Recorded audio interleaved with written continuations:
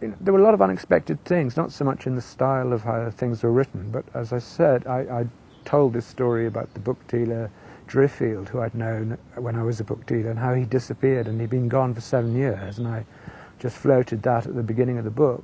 And later on I got a piece out of the blue from another former book dealer who had found him and wrote this account of going to visit him, and just sent it to me, not knowing I was even doing the book.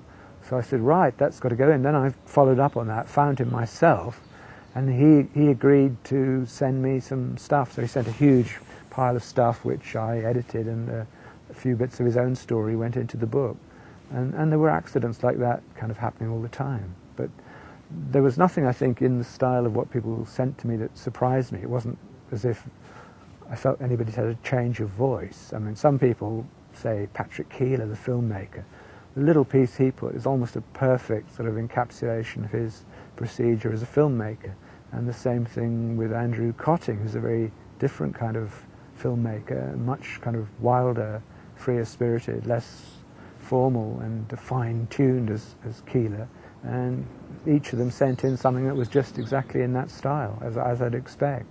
I think the reason really for doing the book in the end was a kind of sense of threat, a sense that there is a kind of mendacious, top-led voice that gives descriptions of London that I can't recognise at all. You know, there is this sort of city hall version where everything is very gung-ho, and we're ticking all the ecological boxes, and we're chucking millions of cycles onto the road, but at the same time we're hand in glove with major developers who are sort of ripping down pieces and chucking up enormous tower blocks. So there's a sort of double speak there that I would like to contradict by just having voices of you, telling me your stories in whatever way you want to do, and then putting it into a book.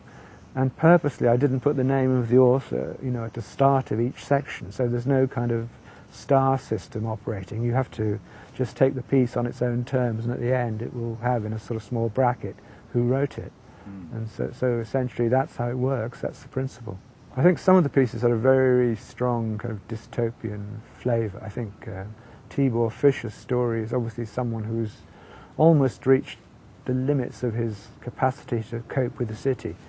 And it's quite funny, but it's quite sinister, it's quite a nasty story. You know, a woman goes back to her flat and exhausted, having survived all the transport system and everything, and it's no longer there, or it is there, and they say it's not yours. And this is a kind of London paranoid, slightly Hitchcockian conceit, which really did strike me as somebody who's had enough of London. And there are other people who relish the kind of horror of London. Like I felt Will Self had some event where outside the hospital where he's born, he's knocked off his bike by a great kind of four-wheel drive vehicle, and there's an aggravation, but he enjoys that confrontation and thinks that is the nature of London, to be in these confrontations.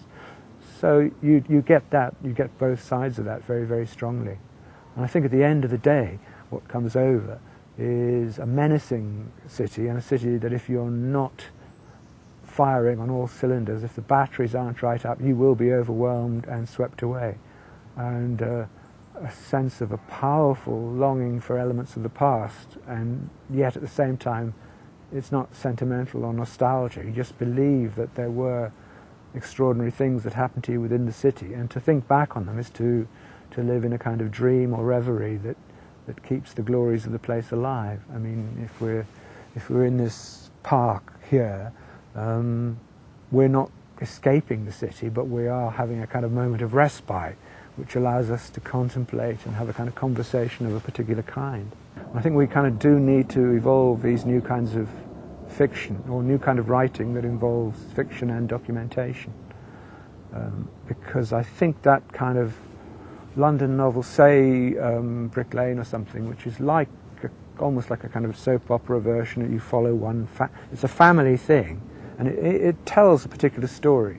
And yet I think you want to be able to tell that story and hear kind of another side of the story of people who are watching these people arrive, people who were there before, the kind of tensions that evolve between the two sides, some documentation about what the buildings are. You know, there is a kind of form that now, at the end of the sort of period of London's dominance, I think we're going to become a different kind of city. And a different kind of book has to be forged to cover it.